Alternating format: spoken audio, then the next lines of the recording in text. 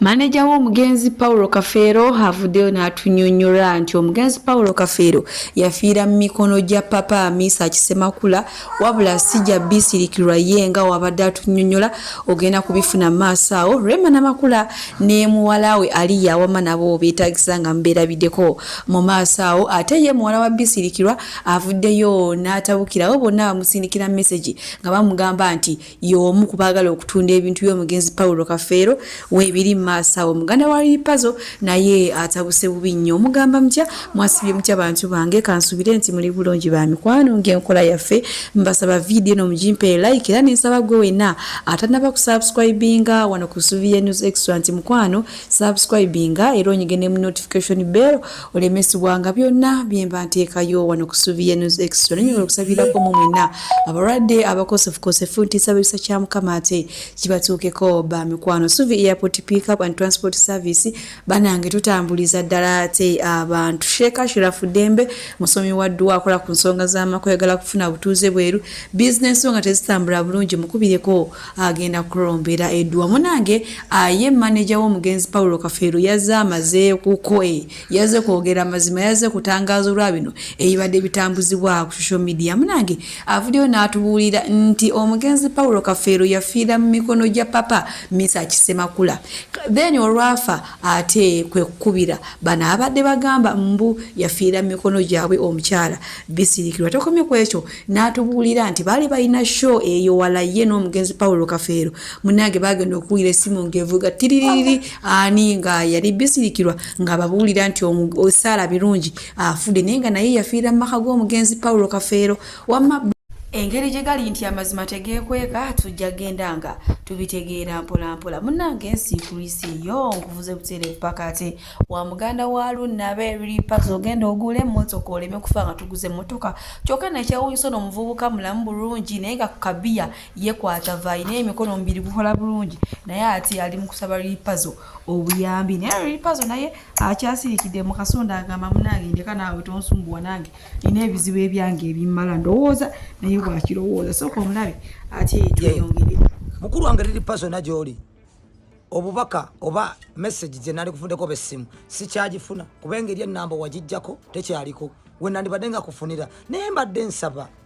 ofuneko nekyonkwatiraku mbeera gyonkwatiramu yonna sobola okubeera nga nange mbeerako ng'abaana b'abantu abazaalibwa abantu gyendi embeera gyendimu si ya muzuuli era teriba ya muzuuli nga tosose kunnyanukula nejjuzi nabuuza olinanga nti ali Bulaaya ne Bulaaya kyemmanyi era bino ebintu bituuka kuba byampewo si byakuwalampa muti oba nnyonyi nedda bintu byampewo ne Bulaaya gy'oli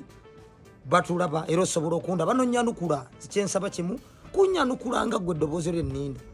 lyenninze mukulu wange lyokka ababeŋŋanda simanyi ate mikwano mwana wa taata muto mwana wa ssenga simumanyi simulabanga nako kuba okumanyagana bwe kwaliyo saalabakooyo saamulabako. Bw'atyo muganda wa Lipazo atali mulema ayina emikono yavuddeyo ayagala Lipazo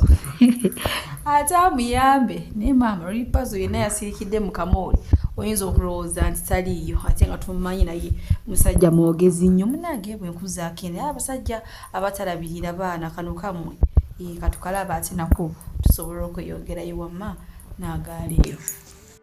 Gwe ssebo omukazi yakera ku mutya nakuzaalira omwana mujje mu kamwako ne mba mwayawukana tomwagalizanga kibi tomwogerako muleke kuba eyo kirasi ndala omuyita buno bukazikazi buno balya ssente zammwe nga tekana kyekalaga oyo omukazi yeewayo ku lulwo nakujjako erinnya ebbiri baakutuma bakujja tata Shalom ssaawa yakati gwe oyo omukazi muviireko ddala ddala muwe ku kitiibwa tomuyita bunene bukazikazi bumalaya gasiya buloolo omukazi akedde ku makya nakuzaalira omwana mwagalize kirungi nema mwayawukana tomwogeranga kibi kyonna kubanga oyo omukazi mwatta endagaano kufayi kuli baawula ne bwali baafudde oyo omwana asigala abagata emirundi gyonna tabanga buli obusasala bwa bukazi bwa mulembe gunene obakuulakuula era ogwo omusajja adde amanyira mukazi olwo kwa mwayawukana n'omwagaliza kibi obeera mu ssiro emirundi 10. Munange bwe nkozaako eno ewa Aria omwana wa Dr. Muzasebunya wamu ne Rema Namakula manyi emabegakaawo yali atumanyiziza munange ng'atuwaayoko ku buvaibu ono Aria naye ate yamaa n'asiriikirira omulundi gumu.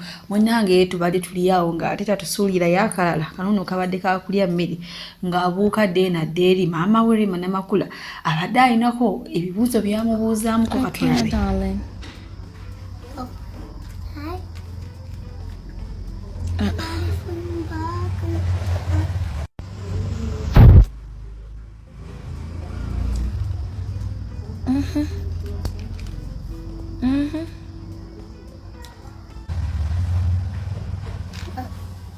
Hey, Leah. Now you're too dirty. You sing like a frog.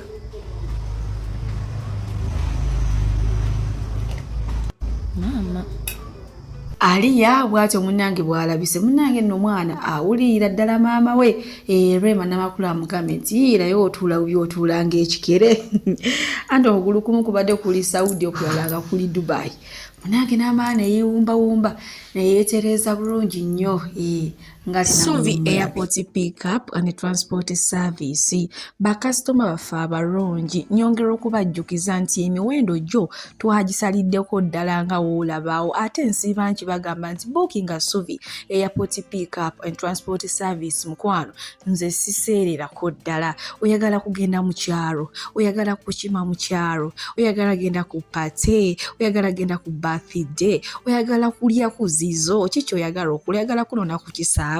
oyagala kutwala ku kisaawe bookinga Suvi Airport Pickup and Transport Service ate badiyale wojja nongamba munange ebyadala Suvi sente zonna zirabye naye ekyamazima siziwezaawo nja kusalirako oba okitegeera kati so gwe wenna atanaba ku bookinga Suvi Airport Pickup and Transport Service ono ng'ojja n'akusalira nako olinze eki mukwano bookinga Suvi tweyongere munange bwe nkuzaako eno ewa muwala wa bisirikirwa ono avuddeyo n'atabukira abantu abamusindikira message mu inbox nga bamuvuma nga bamulangira nga bwe yatunze ebintu avuddeyo n'agamba nti omuntu gwe muvuma si yeye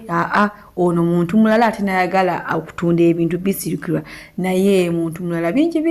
byayogedde era ngenda kubanga mubatuusaako maaso era mu kaseera kano nze kamba sibiri wano badiyale omukama abampeere kyonna kyemusinga okwagala gwe wena ayagala Suvi News Extra bye naye nga yo omuwala atabuse agambe nti muviireko ddala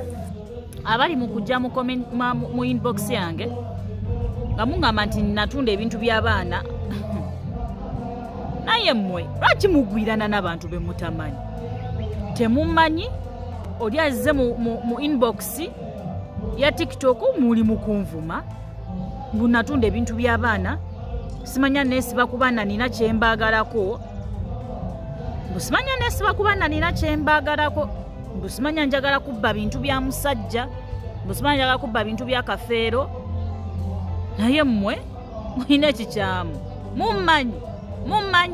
mumanyi nze neddira mpologoma akabbirongo omwami kafeero n'ekirala sirina kintu ky'amaana kyonna kyenjagala tunda kubanga si yenze gwe mulowooza nti yenze si yenze bambi temunvuma ebivumo bye mwandivumye ate omulala muli mu kubivuma nze banaye munansonyiwa background waliyo abasaba abashankala baye bali mu kusaba bambi buli omu asaba bali mu kusaba kati naffe ba mother nature ndowooza mutulaba nange mbadde nzeko eno mu miti kusabako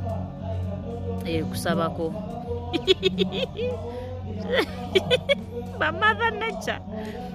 buli omu asabire mu ddiini ye kati nze nange nzeeko wano ku miti nsabeko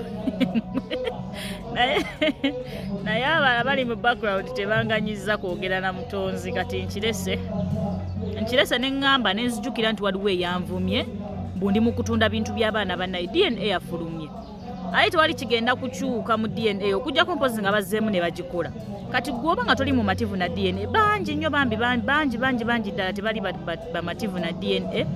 but we got nothing to do about it mpozi bayinza ogiddamu simanyi gavumenti webanga erina ssente eyinza ogiddamu kubeera ezirina eyinza ogiddamu so I don't know naye mulekerawo ku mistakinga n'omuntu siri muntu gwe mulowooza gwendi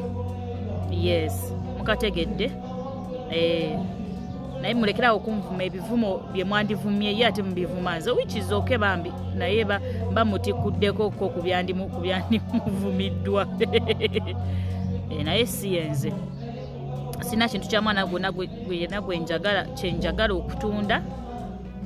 Nze mundaba ndi wano ndi mukyalo. Abalungi abatuwuliriza era abatulaba olunaku olwaleero tukyaddeko ewa Sheikh Ashraf Dembe. Ssebo nsanyusa okubalaba. Amannya agange ye Sheikh Ashraf Dembe akola ku bizibu by'enjawulo. Omuntu singa aba alina ebirwadde musomereddwa tunywa amazzi ga lukuya nga bw'obadde ogalaba tugenda abantu ku kyoto ne twokya emizimu emibi egibabaamu n'okulomba edduwa. Abantu singa abeera ng'ali wano atuuse sobola okumulombera edduwa ne waba atatuuse nga mpadde amannya ge ngali wala manetaze enamba yange yenu eri 0701763711 namwe banyinaffe abali ebweru oyagala okuba nti oyagala okulombera ku ddwa ng'olina ebizibu visa zibuze amakaga kolongotana sente zikola zimpita mu ngalo ojja kumpeereza ekifaananyi kyo n'amanyago ebyo byokka bijja kummala nja kukulombera edduwa ojja kutereera. Olunaku olusembayo mu mwezi mba n'edduwa eyawamu ffenna n'abalwadde bange abakadde n'abapya. Salaamu alaikum warahmatullahi wabarakatuh.